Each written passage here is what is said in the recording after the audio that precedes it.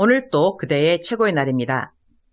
임은미 선교사 묵상입니다.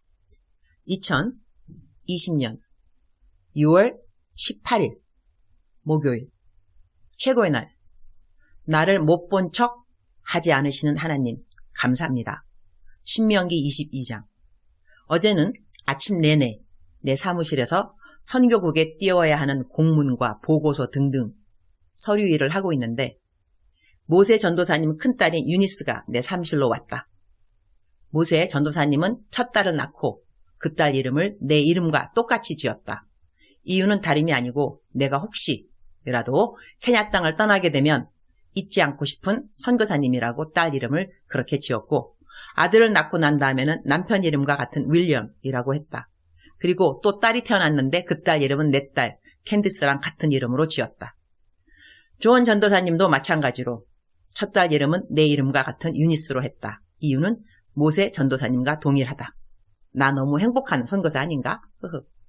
선교지에서 현지인들이 잊지 않고 기억하고 싶어하는 선교사라고 하니 나는 이런 말 들을 때 정말 엔돌핀 팍팍 올라간다. 앞으로도 열심히 현지인들을 잘 섬겨야만 하는 이유는 참으로 다양하다고 하겠다. 어제 내 이름과 같은 모세 전도사님 큰딸 유니스가 와서리 내가 곧 한국 간다는 말을 들었다면서 감사의 말과 함께 자기가 기도해 줄 수 있겠냐고 한다. 그래서 당연 기도해 줄 수 있다고 기도해달라고 했더니 내 어깨에 손을 얹고 얼마나 간절히 기도를 하는지, 자기네 가정에 복이 되어준 유니스 선교사님 가정에도 동일한 복을 주십사 하는 기도와 내 허리가 꼭 낫도록 기적을 베풀어 달라는 기도였다. 기도 구절구절마다 성경 구절을 얼마나 많이 사용하는지, 성경 정말 많이 읽는 딸이구나를 저절로 알 수 있어서 감사했다. 유니스의 뜨거운 기도에 계속 아멘 아멘 아멘 하면서 유니스는 직접 내 어깨에 손을 얹고 기도를 해주었지만 얼마나 많은 분들이 내 어깨에 직접 손을 얹지는 않았지만 나를 위해 간절히 기도를 해주고 있을까, 그런 생각도 저절로 들어서 더더욱 감사했다. 오늘은 내가 한국으로 떠난다고 어제 수진이랑 나랑 진한 데이트를 했다. 수진에게 어떤 친구가 너의 꿈은 뭐냐고 묻기에 수진이가 얼마나 이곳 케냐 사람들을 도와주고 싶은지 그런 비전을 말하니, 그런 꿈 말고 연봉을 얼마를 받고 어떤 집에 살고 그런 돈에 대한 꿈을 말하라고 했지 무슨 남들을 도와주는 돈과 상관없는 꿈 이야기냐고 친구가 말하더라는 것이다. 그 친구는 하나님을 믿지 않는 친구라고 한다. 그래서 수진이가 나는 꿈과 돈을 연결시켜 본 적이 없으며 돈을 얼마를 버는 것이 내 꿈이라고 생각해 본 적이 없다고, 돈보다 더한 참된 가치를 위해 살고 싶다고 말을 하니 그 친구가 너는 돈 걱정 없이 자라서 그런 말을 한다고 한다. 그래서 수진이가 너 말이 맞지. 난 돈 걱정 없이 자라난 딸이 맞아. 우리 부모님은 항상 남 줄 것을 생각하면서 살아서 그런 부모 밑에 자라다 보니 난 돈 걱정이 무엇인지 모르고 자랐어. 너 말이 맞네. 남에게 줄 것을 생각하는 사람들은 돈 버는 것이 꿈이라고 말하지는 않거든.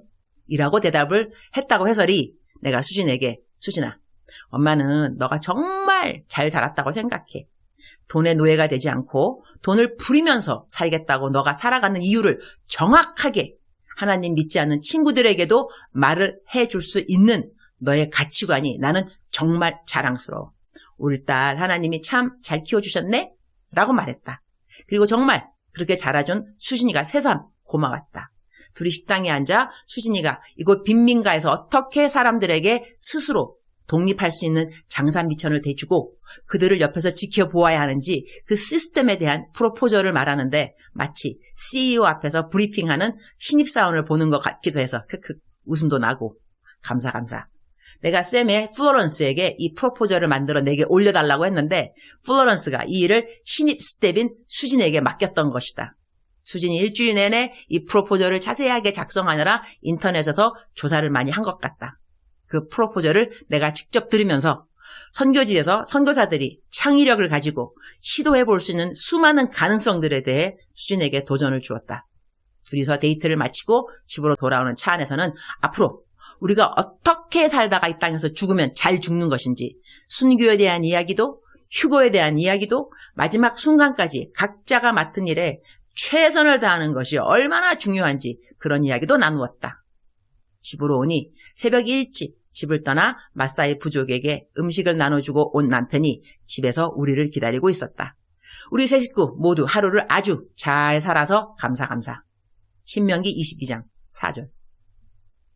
내 형제의 낙이나 소가 길에 넘어진 것을 보거든 못 본 채 하지 말고 너는 반드시 형제를 도와 그것들을 일으킬지니라. If you see your brother's donkey or his ox fallen on the road, do not ignore it. Help him get it to its feet. 못 본 채라는 말이 마음에 와 닿는다. 영어로는 do not ignore it 이라고 나와 있다. 무시하지 말라는 것이다. 그런데 낙이나 소가 길에 넘어졌다는 것은 지고 가는 짐이 많았다는 것이다. 지고 가는 짐이 많아 그 짐승들이 넘어졌으니 그 짐승을 몰고 가던 사람이 혼자 그 짐승을 일으켜 세우기에는 당연 힘에 부친다는 것이다. 그러니 혼자 일으켜 세우지 못할 그 상황을 무시하지 말고 못 본 채 하지 말고 다가가서 그 짐승을 일으켜주는 일을 도와주라는 것이 된다. 이 말씀을 대하니 얼마 전 내가 차단한 어떤 사람이 생각났다. 나를 얼마나 성가시게 하는지 그야말로 때도 없이 시도 없이 내게 이런저런 이야기를 한다. 나이가 좀 어리긴 한데 엄마한테 혼나면 혼나서 슬프다고 나에게 카톡하고 아빠한테 혼나면 아빠가 밉다고 나한테 카톡하고 뭐하다 손배면 손배서 아프다고 카톡하고 어떤 날은 빨리 죽고 싶다고 카톡하고 이거야 원 매번마다 답해주고 얼러주고 위로하고 격려하고 그러다가 하루는 내가 너무 감당이 안 되어서리 그 사람을 차단해 버렸다. 오늘 내 묵상을 읽고 실망할 분들이 있으리라. 얼마 전에는 내가 내 유튜브에 조회수가 내 기대만치 없어서 유튜브 사역을 계속 해야 하나 말아야 하나 하는 그 묵상에 실망을 했다는 글을 받았다. 글의 일부 내용은 아래와 같다. 저는 유튜브 말씀 아침마다 기다리는 자매입니다. 선교사님의 건강하고 균형 잡힌 신앙과 성경 적용이 좋아 많이 따라하고 싶은 믿음이 있어서 매일매일 듣고 있습니다.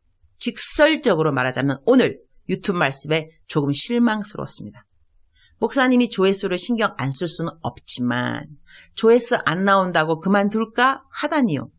생수 마시듯이 그 말씀 기다리는 사람이 많은데 그걸로 힘이 빠지시다니요. 한 마리 양을 찾으러 나가는 목자가 있는데요. 양들이 지금 정상적인 목자가 갈급한데요. 힘내시고 건강하고 정상적인 말씀 계속 들려주십시오. 계속 상담하시느라 계속 말씀 전하시느라 자기 것을 계속 주느라 힘드시지요? 저는 임은민 목사님을 위해 계속 기도하겠습니다. 지난번 무슨 기도할까요? 했더니 예수 더욱 사랑이라고 하셨던 선교사님. 또 더할 기도 제목이 있습니까? 기도해드리겠습니다. 선교사님이 베풀고 나눠주는 것보다 훨씬 많은 주님의 사랑이 넘쳐나기를 기도드립니다. 그 사랑을 느끼시길 기도드립니다. 그야말로 내가 따끔하게 혼이 났는데 사실 상처가 전혀 되지 않았고 요즘 세대의 참된 영적 지도자는 어때야 하는가에 대한 생각을 하게 되었다. 정상적인 목자에 대한 갈급함이라. 영적 지도자들이 평신도들에게 상처와 실망이 되는 때는 언제인가? 그리고 그 이유는 무엇인가? 영적 지도자들이 완전해야 한다고 생각하지 않는다. 그것은 불가능한 일이니까 말이다. 그럼에도 불구하고 평신도들이 영적 지도자들에게 바라는 그 기대감을 어떻게 맞출 수 있어야 하는가에 대한 생각. 오늘 묵상 말씀을 대하면서 못 본 채라는 이 단어, 영어로는 ignore, 즉시 무시한다고 하는 것, 즉슨 무시한다고 하는 것. 이 말씀을 묵상하면서 차단한 그 사람의 차단을 풀었다. 그리고 친구 추가로 다시 눌렀다. 주님, 오늘 또 최고의 날입니다. 저에게 못 본 채 하는 경우가 있는 것 같습니다. 이유는 있겠지만 간단하게 말하면 변명입니다. 내가 편하고자 못 본 채 하는 일이거든요. 그러나 우리 주님 단 한 번도 단 1초도 저를 못 본 채 하지 않으시니 감사합니다. 저를 무시한 적이 단 한 번도 없으시니 감사합니다. 우리의 신음소리 하나도 다 들으시고 그리고 반응하시는 하나님 감사합니다. 오늘은 한국으로 가는 날입니다. 한국은 북한과의 관계 때문에도 불안하고 코로나는 케냐보다 더 심합니다.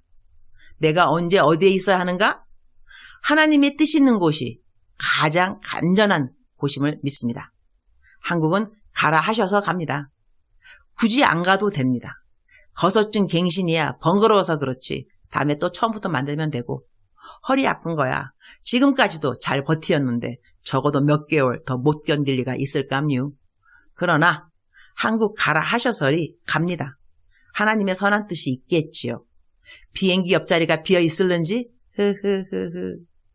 16시간 가량 되는 비행시간 잘 견디고 한국 잘 도착하도록 도와주실 것을 믿습니다. 주님 사랑합니다. 주님 감사합니다. 오늘 또 우리 주님 저를 보시면서 하루 종일 기쁘시면 참 좋겠습니다. 사랑하는 그대여, 사랑하는 그대여, 사랑하는 그대여. 하나님은 절대로 그대를 무시하지 않습니다. 못 본 척 하지 않습니다. 너무나 좋은 하나님이시죠.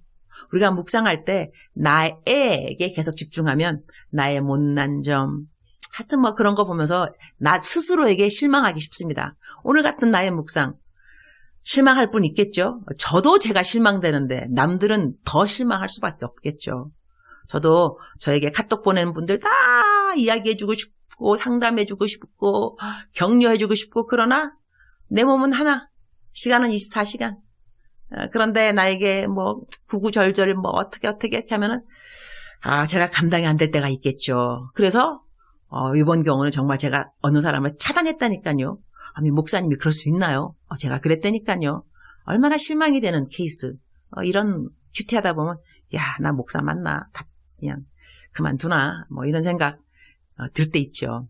그러나 묵상은 나에 대한 집중은 아니라고 생각합니다. 나에 대한 묵상이 아니고 예수 그리스도. 하나님은 선하시다. 항상 선하시다. 그런 하나님께 집중하는 시간이 하나님의 사랑을 깨닫는 시간이 바로 묵상 시간인 거죠. 그래서 오늘 나의 묵상 시간은 무엇을 깨달았느냐? 나는 어떤 사람들을 못 본 척 할 때가 있지만 하나님은 나를 절대로 1초도 나에게 눈을 떼지 아니하시고 못 본 척이라뇨. 더더욱 항상 나에게만 집중해 있는 우리 하나님. 그 하나님 그대에게 집중하고 계십니다. 그대를 사랑하고 계십니다. 그대에게 집중하는 하나님 그 사랑 깨닫는 그대의 하루 되기를 축복합니다. 사랑하는 그대여, 사랑하는 그대여, 사랑하는 그대여. 오늘 또 아자 힘내시고 하나님 그 코람되어 잘 살아가는 그대 되기를 축복합니다.